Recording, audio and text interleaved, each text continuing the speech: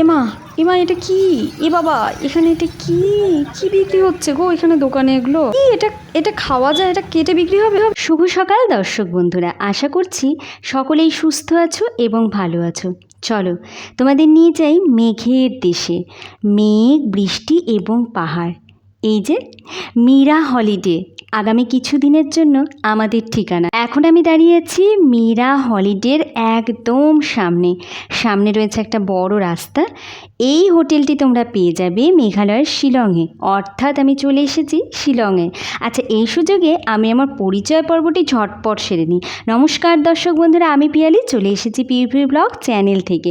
বড়দের প্রণাম এবং ছোটদের ভালোবাসা জানিয়ে আজকের একটি দুর্দান্ত ব্লগ শুরু করতে চলেছি। আমার সকল দর্শক বন্ধুর কাছে আমার একটি ছোট্ট প্রশ্ন।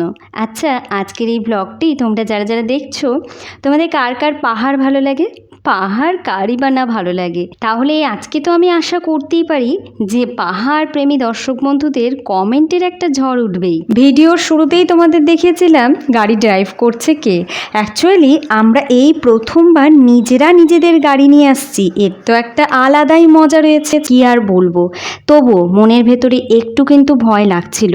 মেঘে ঢাকা এমন সুন্দর পাহাড়ি রাস্তা, একদম নিস্তব্ধ, তবুও প্রতিটি পথের বাঁকেই কিন্তু অজানা বিপদের হাতছানি। কেন বলছি, আমার কোথাও একটু ভয় লাগছিল প্রথমবার।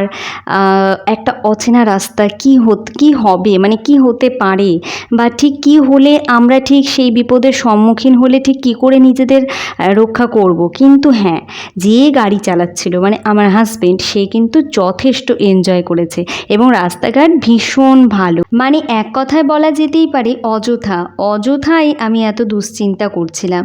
সত্যি কথা বলতে ভীষণ ভালো রাস্তা এবং আমরা সকলেই ভীষণ এনজয় করছিলাম। পরিবারের সকলে মিলে অনেক দিন পর একসাথে এমন সুন্দর একটা ট্যুর, আমাদের মেঘালয় সফর। সত্যি কথা বলতে আগামী কয়েকদিনের জন্য মেঘালয়ের মীরা হোটেলে থাকবো এবং সেখানকার প্রত্যেকটি মুহূর্ত, আমাদের প্রত্যেকটি এক্সপিরিয়েন্স কিন্তু তোমাদের সামনে তুলে ধরবো। সেটা খারাপ অভিজ্ঞতাই হোক, ভালো অভিজ্ঞতাই হোক, যা হোক, অবশ্যই তোমাদের কাছে কিন্তু সবটা শেয়ার করব। আর এই প্রথম আমরা পরিবারের সকলে মিলে পাহাড়ে যাচ্ছি, তাই মনের ভেতরে একটা আলাদাই রকমের উত্তেজনা কাজ করছিল। জানো তো, জীবনের যে কোনো জিনিসই প্রথমটা কিন্তু প্রথমেই, মানে সেটা চিরস্মরণীয় হয়ে থাকে। সেটা ভালো অভিজ্ঞতাই হোক বা খারাপ অভিজ্ঞতাই হোক। বাড়ি থেকে বেরিয়েছিলাম দুগ্গা দুগ্গা করে, মনের মধ্যে বারে বারে মনে হচ্ছিল সবটা যেন ভালো হয়, আমাদের সবটা যেন ভালো হয়। কিন্তু দেখো, যাওয়ার পথে কতবার বলে ফেললাম যে ভালো অভিজ্ঞতা হবে না খারাপ অভিজ্ঞতা হবে। কেনই বা বারবার ভাবছি খারাপ কিছু ঘটতে পারে? জানি না। আসলে আমরা সকলে মিলে নিজেরা নিজেদের গাড়ি নিয়ে এত বড় একটা রিস্ক নিয়েছি, মানে বাড়ির বয়স্ক থেকে শুরু করে ছোট সবাই আছে আমাদের গাড়িতে, সব রকম এজের কিন্তু সদস্য রয়েছে। তাদের সবাইকে নিয়ে পুরো জার্নিটা, মানে পুরো ট্যুরটা কমপ্লিট করে আসা আমাদের কাছে একটা চ্যালেঞ্জের মতন ব্যাপার ছিল কিন্তু। আর তোমরা দেখতে পাচ্ছ আমরা আমাদের ডেস্টিনেশনে খুব কাছাকাছি বলবো না, একদম পৌঁছে গেছি। আমি নেম প্লেটটা কিন্তু জুম করে দূর থেকে দেখিয়েছি, মীরা হলিডে আমাদের আগামী কয়েকদিনের ঠিকানা। এখান থেকেই আমরা পুরো মেঘালয় ট্যুরটা কিন্তু করব। মেঘালয়ের শিলং এমন একটি জায়গায়, এরকম একটি জায়গায় এসে উঠে মোটামুটি মেঘালয়ের সব জায়গায় তোমরা দেখে নিতে পারো। তো যাই হোক, এই মীরা হলিডে হোটেলেই কিন্তু আমরা থাকবো যে কয়েকদিন আমরা মেঘালয়ের যে কয়েকটি দর্শনীয় স্থান ভিজিট করব, এখান থেকেই কিন্তু করব। প্রতিদিন একদম ভোর ভোর থাকতে বেরিয়ে যাব, সব দেখে আবার ঠিক সন্ধ্যের মধ্যে যাতে হোটেলে ফিরে আসতে পারি, এমনই একটা টার্গেট আমরা নিয়েছি। তো যাই হোক, আমাদের কিন্তু হোটেলে ঢুকে প্রথম যে প্রাথমিক যে কাজকর্মগুলো থাকে সেইগুলো সব হয়ে গেছে। যে কোনো একটা হোটেলে কিন্তু ঢোকার আগে অনেক কিছু থাকে, তোমাদের আধার কার্ড দিয়ে হোটেলের নাম রেজিস্ট্রেশন করতে হয়। যাই হোক, সব কিছু সেইগুলো হয়ে গেছে। এবারে কিন্তু আমরা আমাদের রুমে যাচ্ছি সোজা। তো প্রথমেই তোমাদের নিয়ে যাচ্ছি আমাদের মাদের রুমে। এবারে তোমাদের একটু ক্লিয়ার করে বলি মাদের কেন বলছি। সাথে রয়েছে আমার মা, সাথে রয়েছে আমার শাশুড়ি মা, মানে দুই মা, আর সাথে রয়েছে মাইমা, মানে আমার ননদের পরিবার, দিদিভাই, সেই দিদিভাইয়ের শাশুড়ি। তো এই হচ্ছে 3 মা মানে তিনজনের জন্য এই রুমটা। হ্যাঁ, তো আমরা একটু এই রুমটা বড় ছিল বলে ওনাদের দিয়েছি। আর আরও একটা বিষয় হচ্ছে আমাদের রুমটা এর ওপরে, তো খুব বেশি যাতে সিঁড়ি ভাঙতে না হয় তাই এটা হলো ফার্স্ট ফ্লোরে। এখানেই কিন্তু আমাদের মনে হলো সকলেরই যে বয়স্কদের জন্য ঠিকই আছে, বেশি ওঠানামাও করতে হবে না। আর রুমটা যথেষ্ট ভালো, বেশ বড়সড়। একটা ব্যালকানি ছিল, সেখান থেকেও পাহাড় দেখা যাচ্ছে, তোমাদের দেখালাম। এবারে নিয়ে চলে যাচ্ছি সোজা দিদিভাইদের রুমে। আমাদের রুমে একটু পরে নিয়ে আসবো। তো চলো দেখি দিদিভাইদের রুমটা কেমন। তো এই হলো দিদিভাইদের রুম। দিদিভাইদের রুমেও সেম, একদম জানলা দিয়েই দেখা যাবে পাহাড়।